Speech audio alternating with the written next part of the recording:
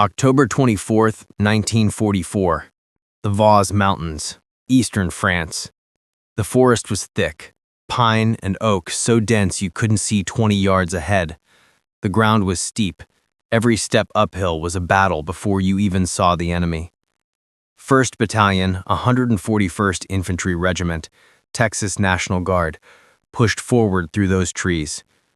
275 men, most from small towns, Lubbock, Abilene, Waco, farm boys, and oil field workers.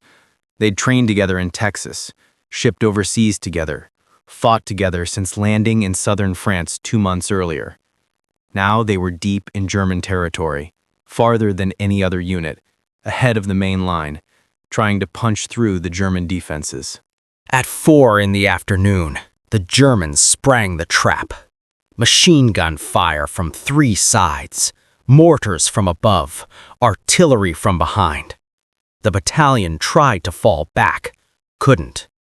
Germans had closed the circle. 275 American soldiers, surrounded, cut off, alone. This is the story your father might have told you if he served in France, if he was infantry, if he survived long enough to understand what happened next. This is the story of the Lost Battalion and the men who came to save them. This is Foxhole Chronicles. You need to understand what the Vosges Mountains meant in 1944. The Allies had landed in southern France in August, Operation Dragoon. They'd pushed north fast, liberated Marseille, Lyon, headed toward the German border. But the Germans made a stand in the Vosges, mountain range running north-south along the French-German border. Thick forests, steep terrain, easy to defend, hell to attack.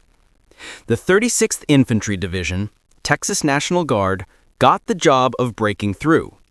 They'd already bled heavily in Italy, Salerno, Rapido River, Monte Cassino. The 36th had a reputation. Tough, stubborn, wouldn't quit. They needed all of that in the Vosges. October 24th. 1st Battalion, 141st Infantry, pushed deeper into the forest than any other unit. Their orders? Break through the German defensive line. Open a path for the rest of the division. They advanced 5 miles, past German positions, past what they thought was the front line.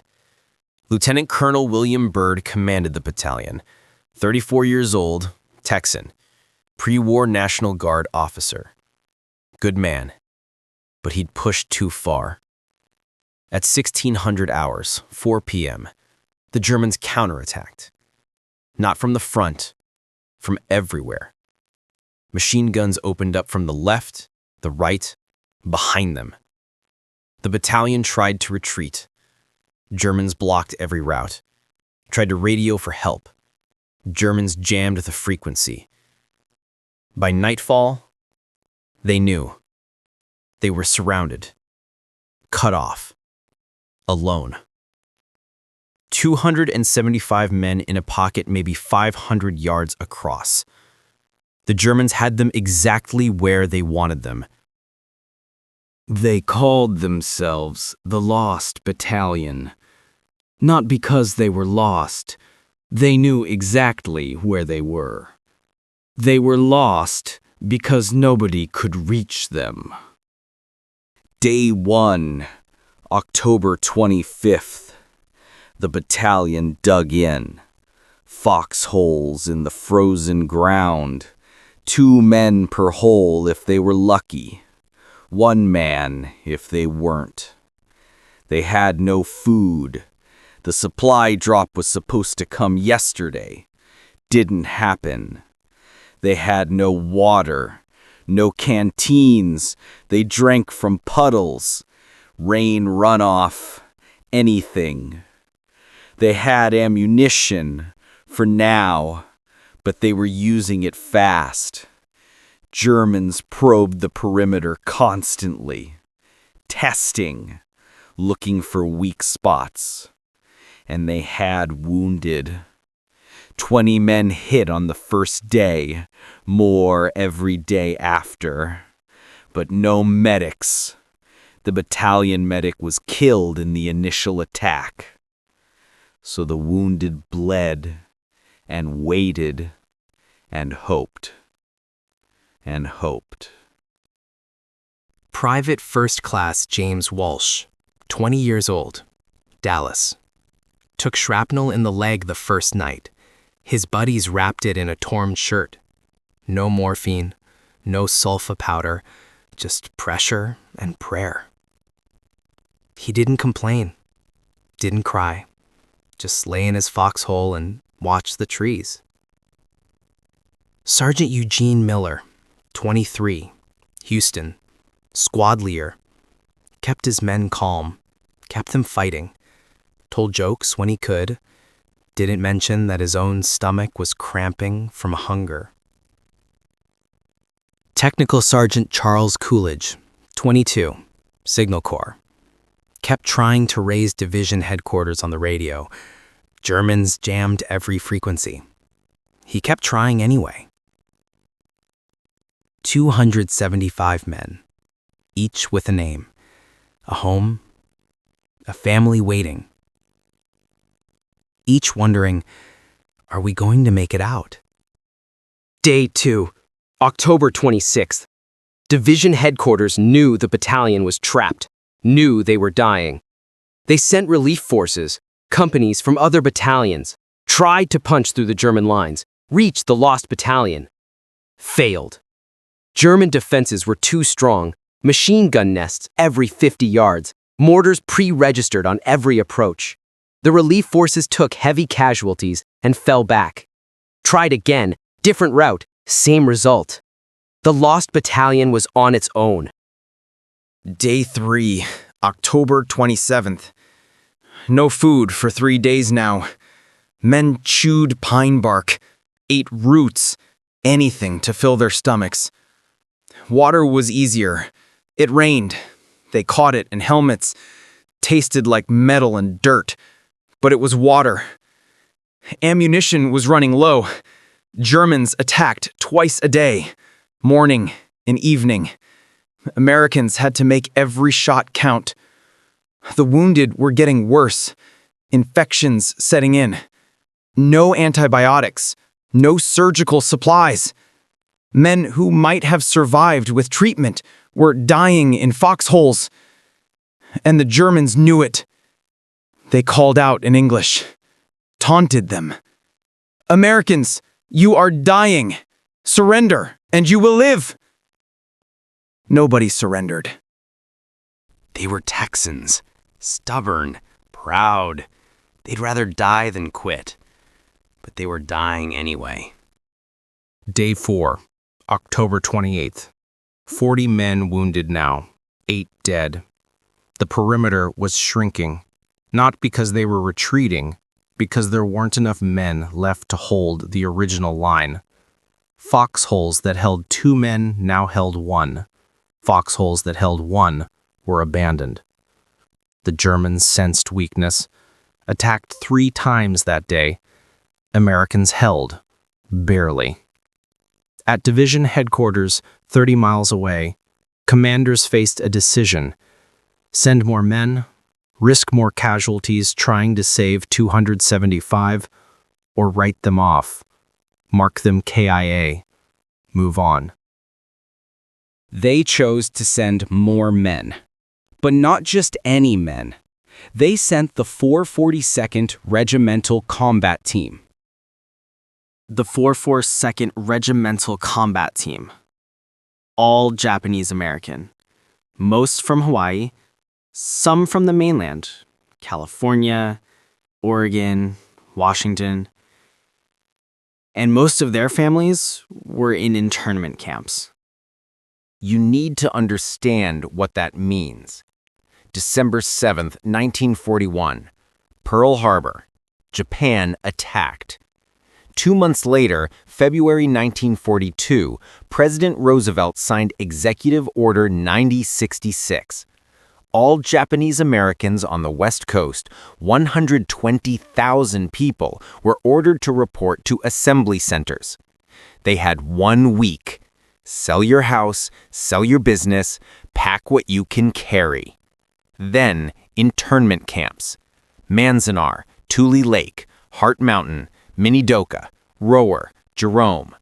10 camps scattered across deserts and swamps. Barbed wire, guard towers, armed soldiers. American citizens behind barbed wire in their own country because of their race. And from those camps, young men volunteered to fight. Not because they had to. They could have refused, stayed in the camps, sat out the war, but they volunteered anyway. We'll prove our loyalty. We'll fight for America, even if America doesn't trust us.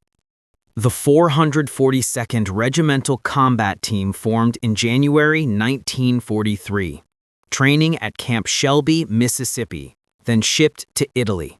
First combat in June 1944. They fought at Anzio, Rome, broke through the Gothic line, then France, landed in September, Bruyères, Bifontaine. By October 1944, they'd earned 1 Congressional Medal of Honor, 52 Distinguished Service Crosses, 560 Silver Stars, 4,000 Purple Hearts, in 6 months. Most decorated unit in the U.S. Army. Their motto, go for broke. Gambling term, Hawaiian pigeon, means risk everything. Bet it all. No holding back. They lived that motto. They bled that motto. And on October 28, 1944, they were ordered to do it again. The 442nd got the order at their bivouac area near Bruyères. Rescued the Lost Battalion. 101st Battalion, 141st Infantry. Trapped in the Vosges. 6 days surrounded. Dying. The 442nd soldiers looked at each other. They knew what this meant. The Lost Battalion was from Texas, Texas National Guard. Men from towns that didn't let Japanese Americans eat in their restaurants, drink from their water fountains, live in their neighborhoods. And now those men needed saving. Private First Class George Sakato, 22, Poston internment camp. His parents were still there, behind barbed wire. He wrote in his diary, "We're going to save men who wouldn't let us drink from the same water fountain, but we're going anyway, because we're Americans." That's who they were. October 29th. Dawn. The 442nd moved out, 3,000 men, heading into the Vosges toward the Lost Battalion. They knew the cost already. Other units had tried, failed, heavy casualties. The terrain was hell. Steep hills, dense forest. Germans dug in everywhere. It wasn't a rescue mission. It was a frontal assault. Uphill, through prepared defenses. It was suicide. They went anyway. At 0800 hours, they hit the German lines. Machine gun fire from 3 positions, mortars dropping, artillery in the distance. The 442nd didn't stop, didn't take cover, charged. First squad leaders fell, sergeants took over, sergeants fell, corporals led, corporals fell, privates led. They kept coming. Day 1 of the rescue. October 29th. The 442nd advanced 800 yards. 800 yards. Half a mile. Cost, 140 casualties. Wounded, dead, missing. 140 men for 800 yards. They kept going. Private First Class Koru Moto, 26. Hawaiian, Big Island, pineapple plantation worker before the war. Led his squad through German machine gun fire, threw grenades into 3 bunkers, saved his platoon. Took 2 bullets, kept fighting. His 3rd bullet hit his chest. He went down. His last words, "Keep going. Get to them." He died there, in the forest, half a mile from the Lost Battalion. Staff Sergeant Kazuo Masuda, 28, California. From Santa Ana, his family was at Gila River internment camp. Silenced 2 machine gun nests, led his men forward, got hit by mortar fire. Survived. Kept leading. Got hit again. Died on a stretcher, being carried back. 140 men. Day 1. Day 2, October 30th. The 442nd advanced another 600 yards. Germans fought for every tree, every rock, every inch. But the 442nd wouldn't stop, couldn't stop, because men were dying up ahead, American men, trapped, waiting. Cost, 180 casualties, 320 total now. They kept going. Inside the Lost Battalion's perimeter, Day 7, October 30th. No food for 7 days. Men were chewing leather boots, swallowing bark. Water, whatever they could catch when it rained. Ammunition, counting every bullet. Wounded, 60 men now, a quarter of the battalion. Some would die without treatment, soon. They could hear fighting, close, maybe a mile away, getting closer. Someone was coming. Lieutenant Colonel William Byrd, battalion commander. He was 34, but looked 50. 7 days without sleep. 7 days watching his men die. He gathered the officers, what was left of them. 4 lieutenants, 2 sergeants. Relief forces coming. Don't know who, don't know when, but they're coming. Hold on. Men nodded. Too tired to speak. One private asked, "Sir, what if they don't make it?" Byrd looked at him. "Then we die here, but we die fighting." They were still Texans, still stubborn, still refusing to quit. Even dying, they wouldn't surrender. Day 3, October 31st. The 442nd was close now, half a mile from the Lost Battalion perimeter. But the last half mile was the worst.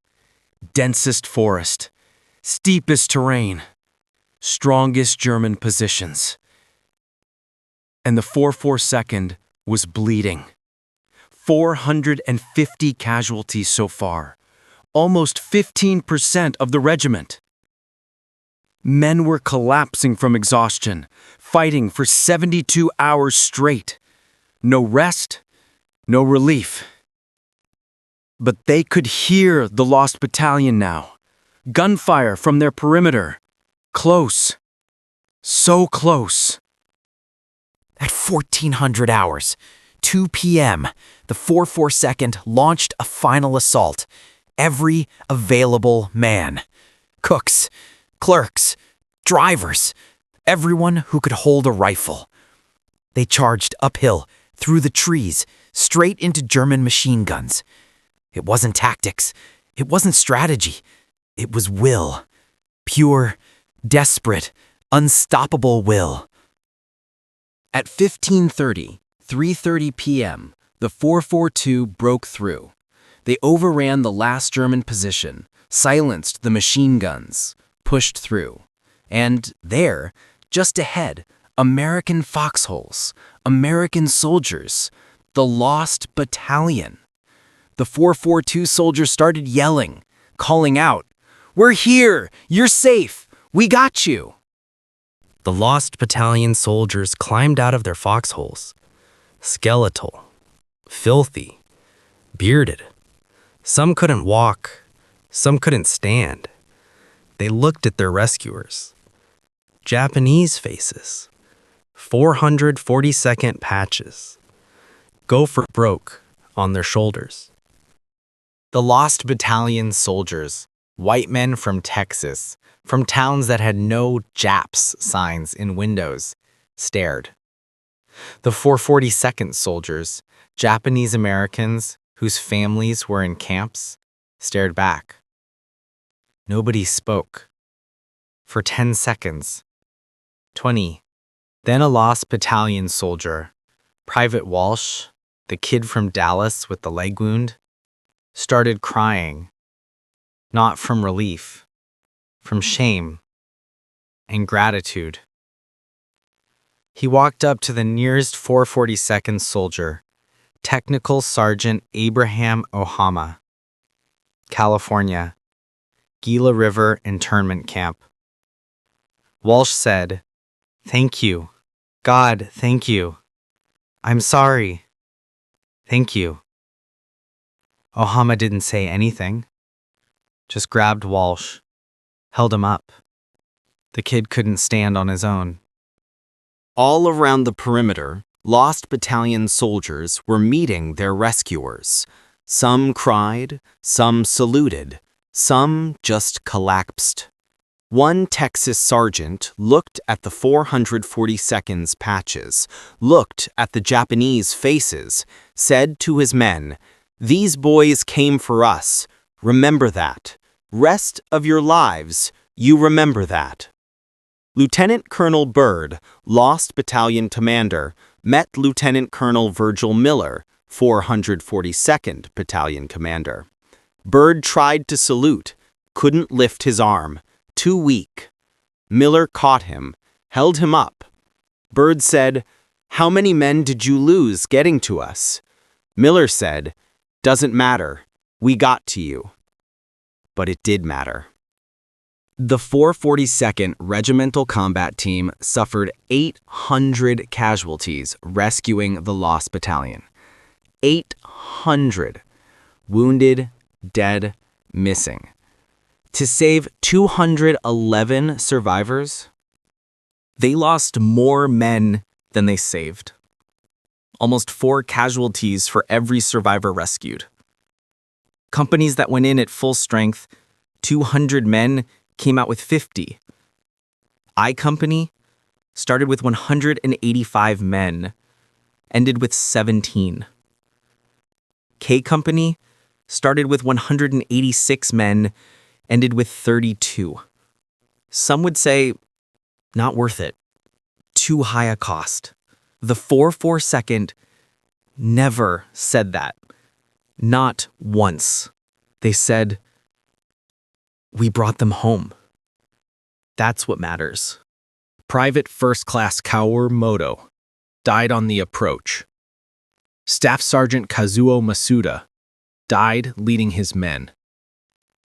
Private First Class Saburo Takata, 23, Hawaii, took a bullet saving his lieutenant, died 2 days later. Private First Class Shizunya Hayashi, 20, California, charged a machine gun nest, died instantly. Technical Sergeant James Okubo, 26, medic, treated 47 wounded men under fire, got hit by mortar, kept treating wounded, died from his wounds 3 days later. 800 names, 800 families receiving telegrams. The War Department regrets to inform you. The 442nd Regimental Combat Team became the most decorated unit in United States military history. 21 Medals of Honor, awarded to 442nd soldiers, more than any other regiment. 52 Distinguished Service Crosses, 560 Silver Stars, 22 Legion of Merit Medals, 15 Soldiers Medals, 4,000 Purple Hearts. But most of those medals of honor weren't awarded until 2000, 55 years after the war. A review commission found that Japanese American soldiers had been systematically passed over for the Medal of Honor, racial bias, even in valor. So in 2000, President Clinton corrected it. 21 Medals of Honor, finally. Most of the recipients were dead by then, received posthumously. The Lost Battalion survivors went home after the war. 211 men out of 275. They went back to Texas, back to their towns, tried to rebuild their lives. But they were different now. They'd been saved by men they'd been taught to hate, men whose families they'd allowed to be imprisoned, men who'd bled for them anyway. Many of them spent the rest of their lives speaking up for Japanese American rights. When communities tried to ban Japanese Americans, when businesses tried to discriminate, Lost Battalion survivors showed up. These men saved my life. You will not disrespect them. Not while I'm breathing. Private First Class James Walsh, the kid from Dallas, 20 years old when he was rescued. He went home in 1945, got a job, got married, had kids. Never forgot the 442nd soldier who'd held him up, Technical Sergeant Abraham Ohama. In 1952, Ohama's family was forced out of their California home. Redevelopment, urban renewal, just another way to push Japanese families out. Walsh heard about it, drove from Texas to California, 1,500 miles, showed up at the city council meeting, stood up, said, "This man saved my life in France, risked his life for mine, and you're going to kick his family out of their home over my dead body." The Ohama family kept their house. Walsh and Ohama stayed friends until Ohama died in 1991. Walsh spoke at his funeral, said, "I owed him my life. I spent 50 years trying to repay that debt. Never could, never will, but I tried." The 442nd changed America, not immediately, not magically, but slowly, steadily. When Japanese Americans came home from the war, from Europe, from the Pacific, they had proof. Purple Hearts, Silver Stars, Medals of Honor. They'd bled for America, died for America. Hard to call them disloyal when they charged machine guns for you. The internment camps closed in 1945, 1946. Families went home, or tried to. Many had no homes to return to, sold, stolen, gone. But they rebuilt, started over again. 1988, 43 years after the war, President Reagan signed the Civil Liberties Act, formal apology from the United States government for the internment of Japanese Americans. Reparations, $20,000 to each survivor. Not enough. Could never be enough. But it was acknowledgement, recognition. We were wrong. We're sorry. Many 442nd veterans lived to see it, lived to hear their country apologize. Some said, about time. Some said, we knew it was wrong, we fought anyway, because we believed America could be better. And they were right. If your father served in Europe, if he was infantry, if he fought in France, he knew about the 442nd.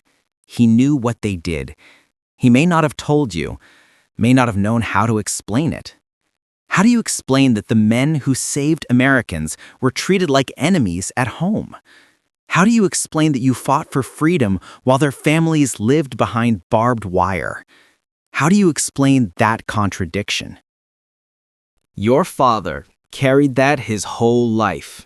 that knowledge, that shame. That's why he didn't talk about the war. Not just because of what he saw, because of what America did to its own people. And what those people did in return.